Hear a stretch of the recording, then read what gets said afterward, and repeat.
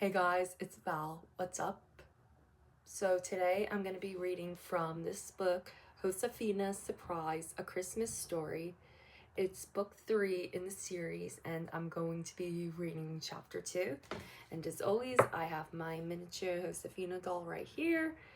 She'll be joining us for the reading. So without further ado, here we go.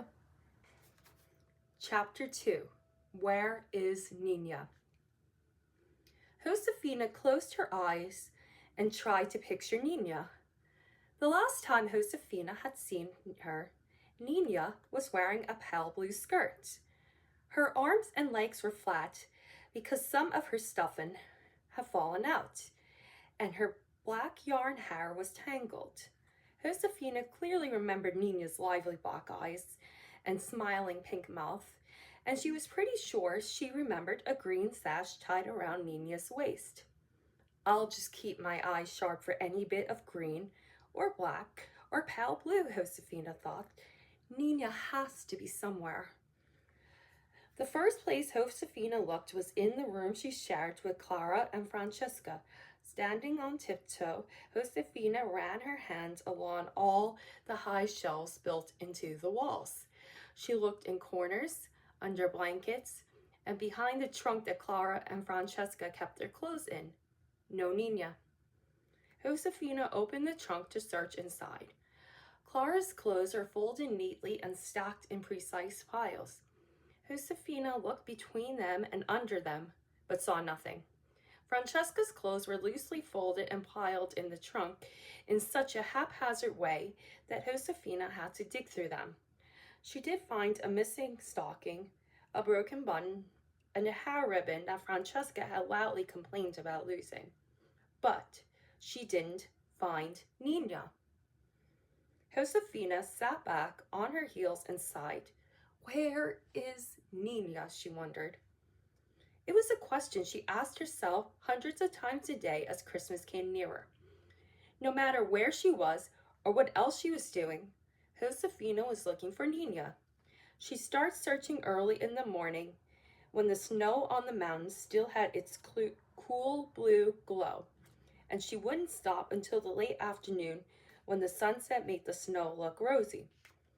Josefina's eyes searched the sala when she knelt there the first thing in the morning for prayers with her family. Every time she walked to the stream to fetch water for the day, she looked around hoping to see Nina hiding behind a rock or nestled at the foot of a tree. She explored every nook and cranny of the storerooms, the stables, and the chicken coops as she did her daily chores. She looked in the kitchen while she made bizcochito cookies and in the courtyard while she waited for bread to bake. She looked in the cradle when she rocked Anna's baby son to sleep. She looked in the weaving room behind the looms, in the stack of finished blankets, and in the baskets full of wool waiting to be carded and spun. Still, no Nina.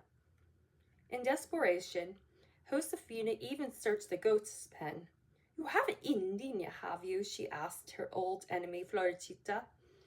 The yellow-eyed goat looked at Josefina, blinked once, and turned away.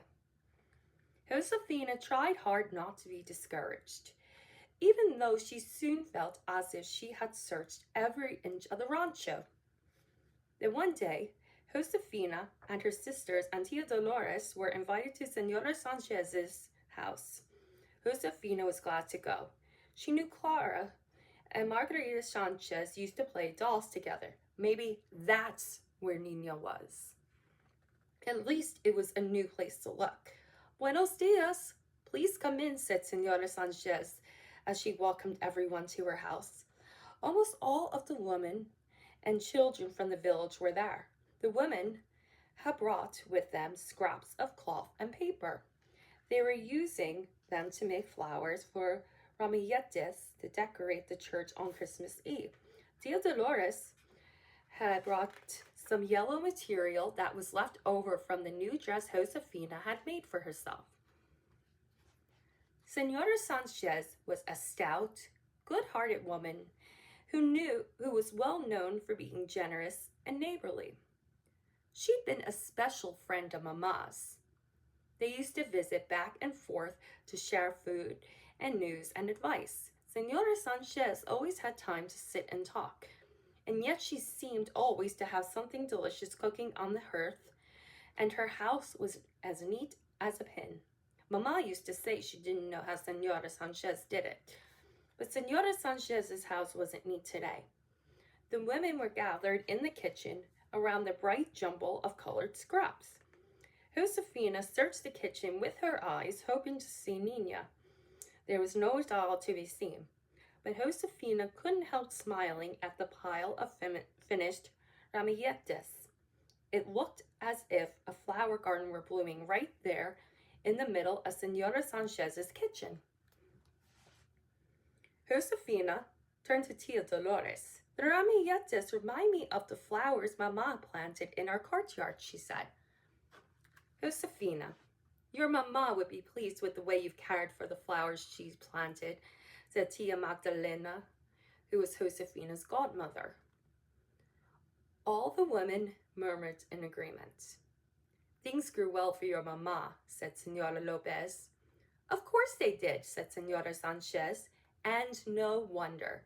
She used to say to me, you must treat flowers like people. The women nodded, and Senora Garcia's wife said, well, she certainly treated people kindly. Look how beautifully her daughters are growing. Senora Garcia turned to Tia Dolores. And you've done well to teach the girls to read and write, and to encourage them to weave. Tia Dolores smiled. They've worked very hard, she said. Josefina felt a warmth that came from more than the fire and the hot, sweet mint tea Senora Sanchez served.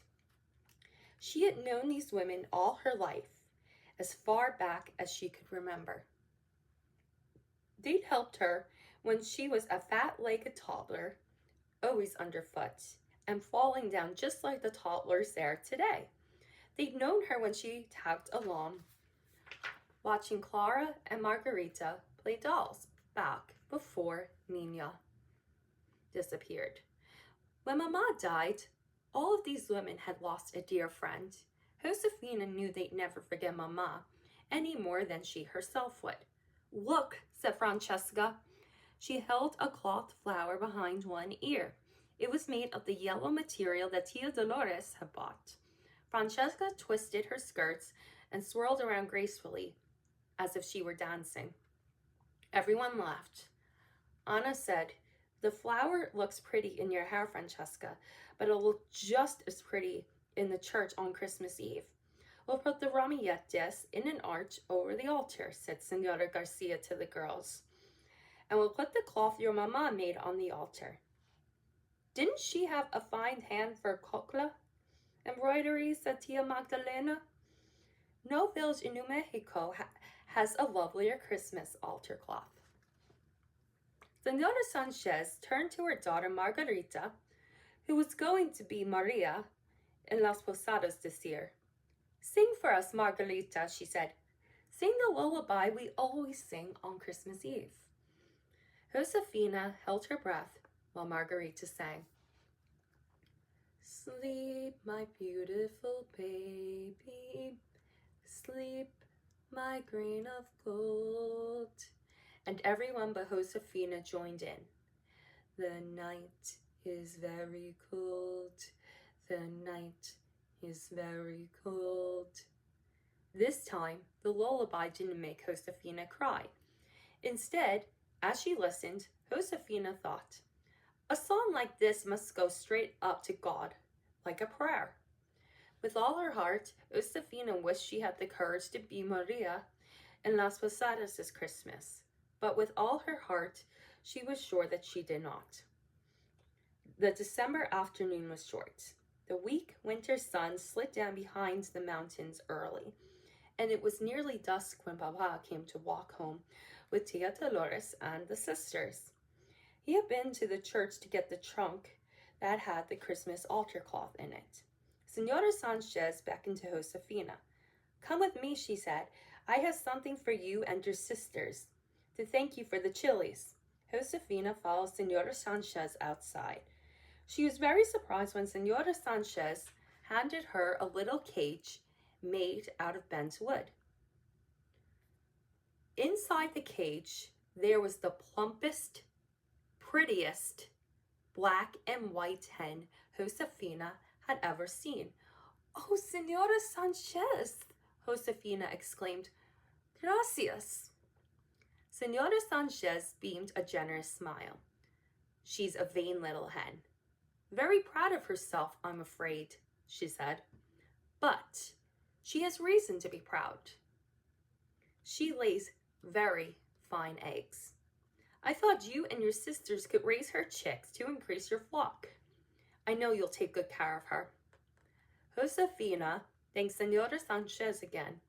She held up the cage to look at the hen who puffed herself up and met Josefina's gaze with her beady black eyes. Then Papa stretched the hen's cage onto the burro next to the trunk from the church. He and Tia Dolores and the sisters began the long walk home. "Adios," the women called out after them. "God keep you well." Josefina turned and waved. "Adios," she called. It had been a long, full day, and Josefina was tired. As she walked along next to Clara, she said happily, "The ramilletes we made will look beautiful in the church, won't they?" "I suppose so," said Clara rather sourly. "Of course, no one will know how to arrange them as nicely as Mamma used to." She sighed. "Oh, well, at least the altar cloth will look all right. It will be the way it used to be." When they were home at the rancho, Papa carried the trunk into the kitchen and set it down near the fire. "Wait till you see Mamma's altar cloth," Josefina said to Tia Dolores. "The birds that Mamma embroidered on it look so real, you expect them to sing." Tia Dolores smiled. She knelt next to the trunk.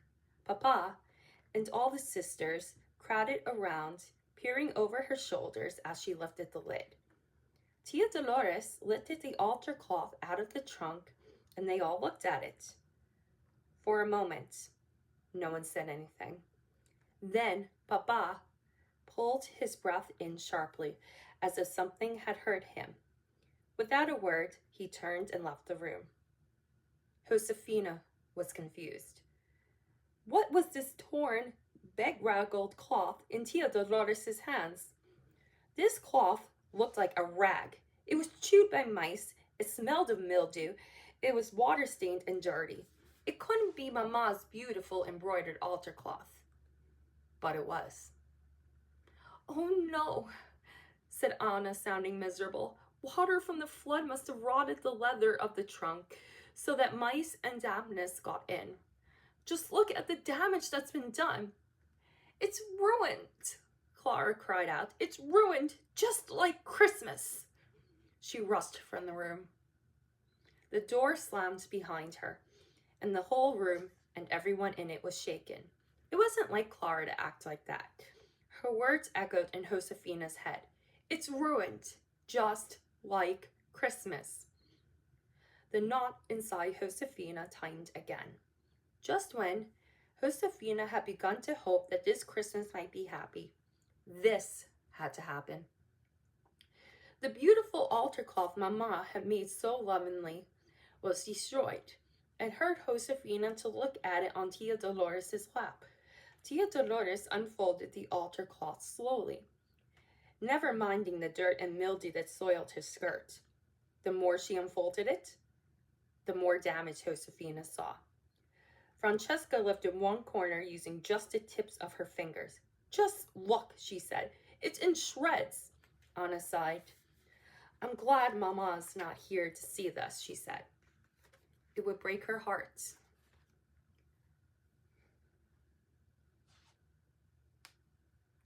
Tia Dolores didn't say anything. She examined the cloth carefully, running her hands over it. Then she said, "I think we can repair this." Anna, Francesca, and Josefina looked at each other. "But how?" asked Francesca. First, we'll wash it, said Tia Dolores. Then we'll iron it. We'll mend the embroidery wherever we can. But what about the embroidery that the mice chewed away? Asked Anna. We'll replace it with new embroidery, said Tia Dolores.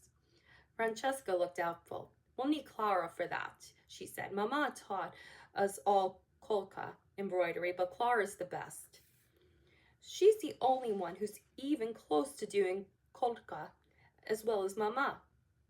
Very well, said Tia Dolores. Josefina, please go to Clara and ask her to come back so that I may speak to her. Josefina nodded. Quickly, she crossed the courtyard to the room she shared with Francesca and Clara. The door was partly open, and through it, Josefina heard the sound of Clara crying. Josefina stood still, not sure what to do. As she hesitated, she looked into the room. It was dark, but Josefina saw Clara open the clothes trunk and take out an old skirt that was neatly folded into a thick bundle. Clara unfolded the skirt. Josefina saw a bit of something pale blue, a flash of green, and there was Nina.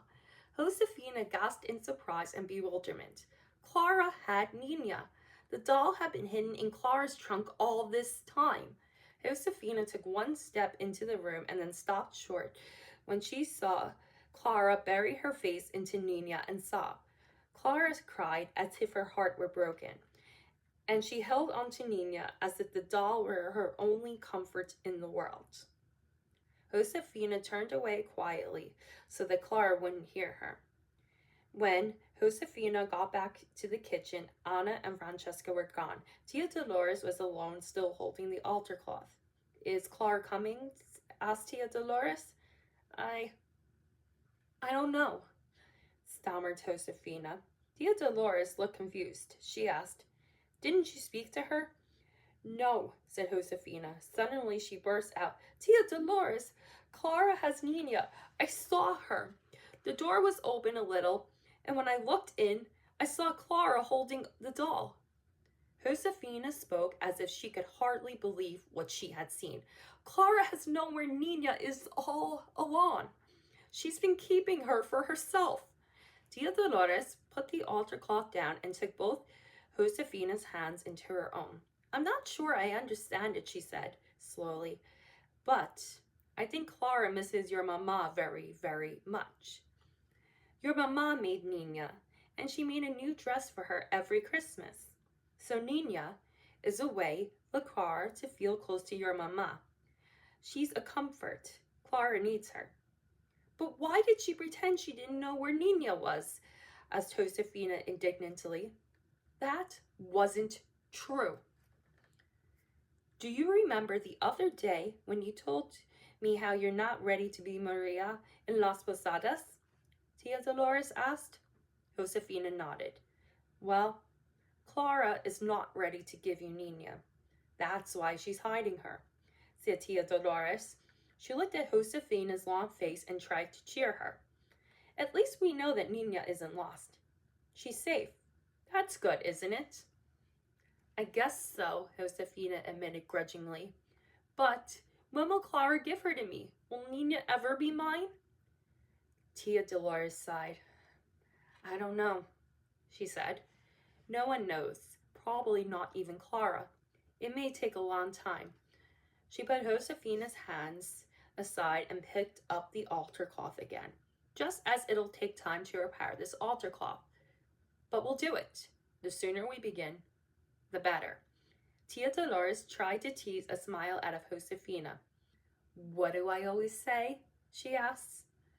Josefina had to smile just a little bit in spite of Clara, in spite of Nina, and in spite of herself. You always say the saints cry over lost time. Precisely, said Tia Dolores briskly. We'll start tomorrow.